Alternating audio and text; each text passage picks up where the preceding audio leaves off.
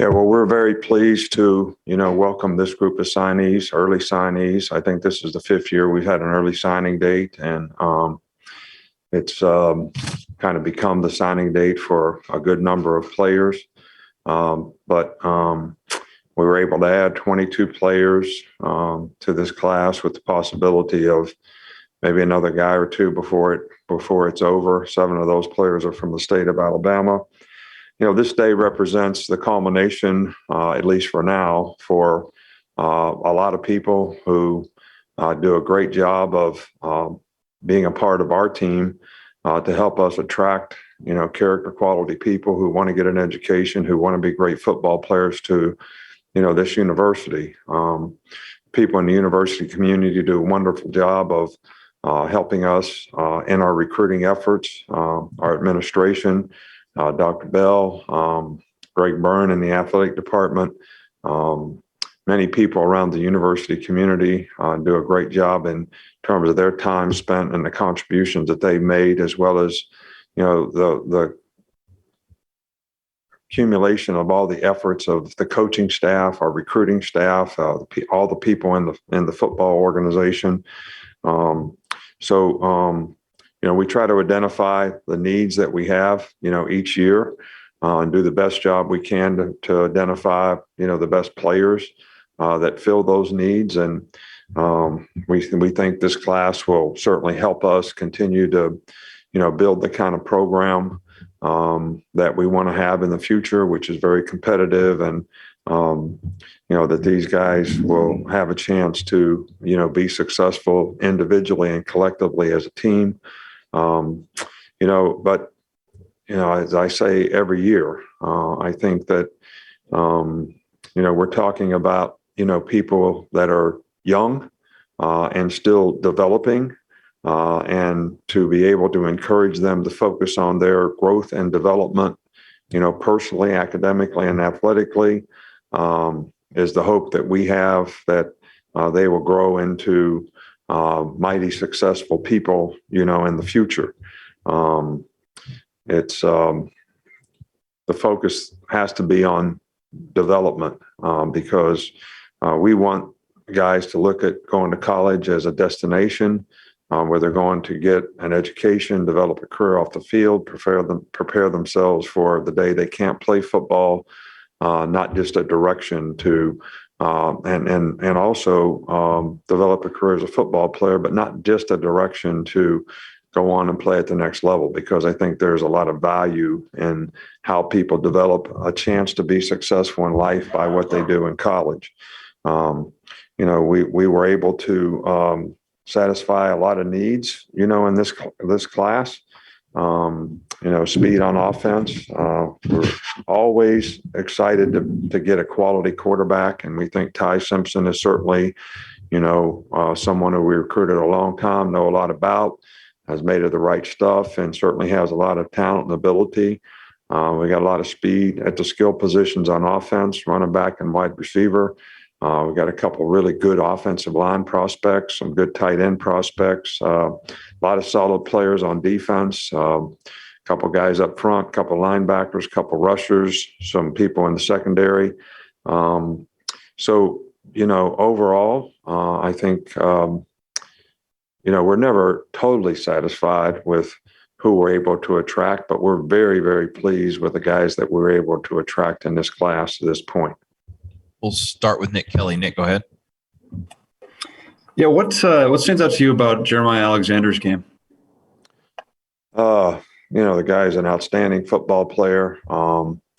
Makes a lot of plays, very instinctive, very explosive, good pass rusher.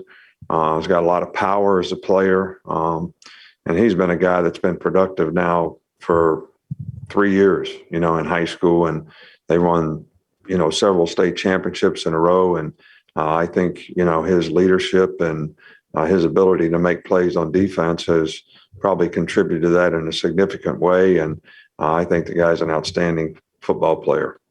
We'll go to Michael Casagrande. Michael, go ahead. Yeah, could you talk more specifically about Ty Simpson, what he brings in his game, and how will he be able to contribute in bowl practices this year? It's every player's opportunity if they're mid-year, if they graduate, if they want to come in and, try to contribute in bowl practice. And he's indicated that he may be interested in doing that. Obviously it will help his development and it'll help us by having another hand at that position, which is always important, whether it's scout team or, taking reps, with the first and second team in terms of his development. But, Ty is really, they won the state championship. He, won the player of the year in Tennessee. Guy's got a really good arm. He's very accurate. He's smart. He's kind of one of those guys that loves football, is always asking football questions, wants to learn as much as he can. I think sometimes those guys get referred to as football junkies, but that's a good thing, and certainly a good thing at the quarterback position. I think he's bright, he's smart, he's a good decision maker, he's very instinctive as a player. He can make plays with his feet. I just think in every way, he was the guy we targeted in this class as being the guy that we wanted, and we felt very fortunate that we were able to get him. Go to Aaron Suttles. I know coaches are still feeling their way through this with name, image, and likeness, and there are things that you can say and can't say, but what was your experience with it this recruiting cycle? Look, the dynamics of recruiting have changed, and we're not supposed to use name, image, and likeness as something that influences a player to choose a school. It's something that he should earn, after he enrolls in a school. I'm not going to make any comments about who did what or what happened out there in recruiting. All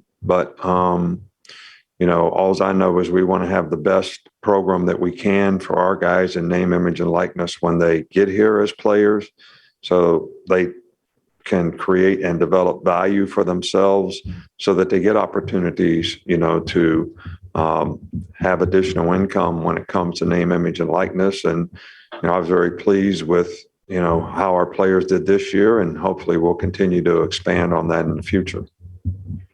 Go to Charlie Potter. Yeah, hey, Coach, you mentioned speed on offense in your opening. Just what did you think of the group of receivers you were able to add?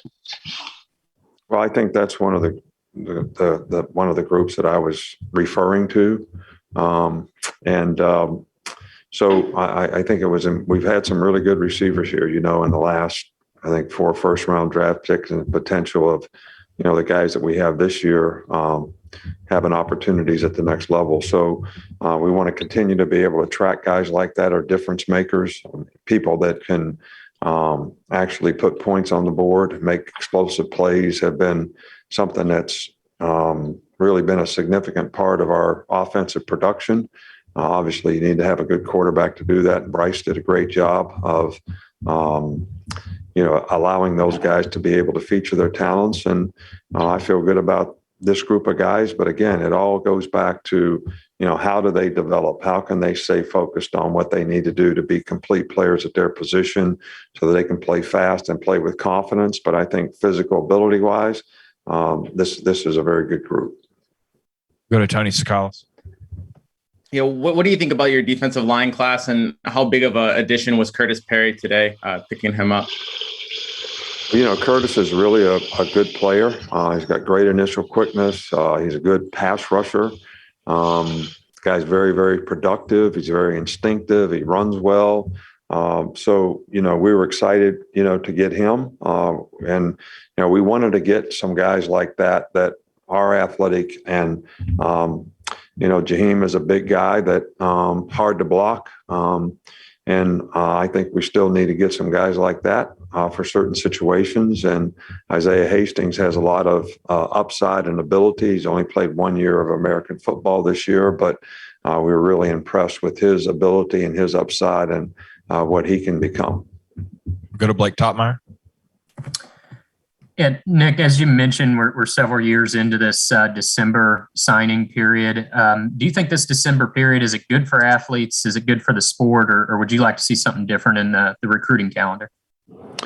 Well, I think, basically what I do is try to adapt to whatever the circumstance and whatever the situation that we have. But, we made a decision to move up the recruiting calendar significantly several years ago. Guys visiting in the summertime, and I think all that sort of married up to having an early signing date. We've just adapted to that and done the best that we can to, but we also said that, and many people said that when we had an early signing date, that it would become the signing date. And I think a lot of players now gear their whole recruiting process to make an early decision. I can't really say that that's a good thing or a bad thing.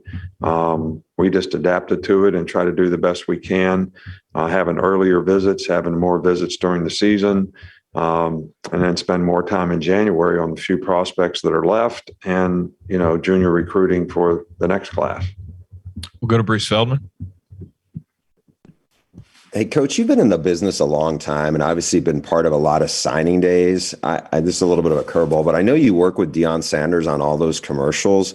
How would you put in context how surprising, if at all, this would be that an FCS program could land the number one overall recruit? Really, I have a lot of respect for Deion Sanders. He's a good coach. He's a good guy. He was a great player. He's got great personality, and I enjoy doing commercials with him, but it's not for me to comment on who makes what decisions to go where based on what circumstances. And, he got a great player, and I think that's good for his program. And I'm not really going to make any comments about what happened. I don't really know the background or, the details of, what happened there. But, everybody has the right to make those choices and decisions. That's why it's America, and everybody has freedom of choice. So I'm happy for him that he got a great player. Go to Stephen Smith. Coach, you pride yourself on getting the best corners, the technician at that cornerback position. In watching Earl Little Jr., what impressed you the most about his high school career as he signed as a corner? Earl, I think is, an outstanding player. He's got really good feet. He can run. He's an instinctive player. He plays with toughness. He was on the top of our board, all year long as one of the outstanding corners in the country. And we're excited to have him, excited to get him. I think he's going to have a great opportunity here, with us based on, the players that we have coming back. So he's a very mature young man. And I think that he's smart. And I think, those kind of guys sort of can develop a little more quickly. His dad was a great player. His dad's a coach. So I think sometimes that adds to, guys' overall knowledge and ability to understand concepts and develop confidence in how they need to play. So we're excited about Earl Little. We'll go to Justin McNeely. Hey, Coach, player down in our area, Emmanuel Henderson, has kind of been committed to you guys for a while. What stuck out to you about him, and where do you think he fits in and what he can bring to this Tide team? Well, Emmanuel is a great athlete. He played a lot of positions in high school. I've asked him on numerous occasions, what do you want to play? And he just says, I'll play whatever you need me to play, whatever I can do to help the team. But I think the guy has special athletic ability, probably could be a receiver, probably could be a running back. Where he fits the best, we'll probably be able to figure out better, once he gets here and we start working with him and can actually, sort of evaluate his skill set firsthand. But we think he's an outstanding young man and an outstanding, player that has, great potential. But again, everybody's got to be focused on what do I have to do to develop as a player? And what kind of mindset do I have to focus on the process of what I need to do it, and how much self-discipline I have to get it done. And Emmanuel seems like the right kind of guy to do those things. Got time for two more. We'll go to Nick Alvarez. Yeah, I was wondering if you saw a boost this year by having kids back at games and, the recruits kind of getting to know each other a bit beforehand throughout this process. If that kind of boosted, the message you guys are selling. I always think it's helpful when players develop relationships with other players that are going to be in their class or be on their team. whether it's players that are already here or players that are committed to coming here. And I do think we had a good core group of guys that when they committed early, they stayed in touch with each other and developed a bit of a bond, which probably, was helpful in, keeping the class together. We'll finish up with a follow-up from Charlie Potter. Yeah, Coach, just want to ask you quickly about a couple of corners on your current roster and Josh Jobe and Jalen Armour-Davis. Do you just have an update on those guys? I really don't have an update on those guys. We're starting practice tomorrow, obviously. I don't know what Jalen Armour-Davis's status will be, how much he'll be able to do in practice, where he will be physically. I know he wants to try to play in the game. Josh Jobe is, played with a turf toe, all year long. And it got to the point where it was very difficult for him to practice and be able to play. So he's very doubtful for the game. Thanks, Coach.